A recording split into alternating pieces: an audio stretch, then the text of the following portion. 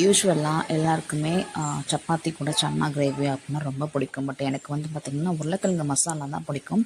So அதனால் வந்து chana plus உருளைக்கிழங்கு ரெண்டையும் கம்பைன் பண்ணி தான் நான் ஒரு ரெஸ்டாரண்ட் ஸ்டைலில் ஒரு கிரேவி பண்ணியிருக்கேன். அதுக்கு வந்து கொஞ்சம் சுடு தண்ணியில் ஒரு 10 முந்திரி, ஒரு ஸ்பூன் கசகசா போட்டு ஒரு 1/2 அன் ஹவர் நல்லா ஊற வச்சுக்கணும். குக்கரில் வந்து பார்த்திங்கன்னா கரம் மசாலா ஸ்பைசஸ் எல்லாமே போட்டுட்டு பெரிய வெங்காயம் அதை போட்டு நல்லா வதக்கிடணும். இஞ்சி பூண்டை வந்து அப்படி தட்டி போடலாம், அரைச்சும் போடலாம், தட்டியும் போடலாம்.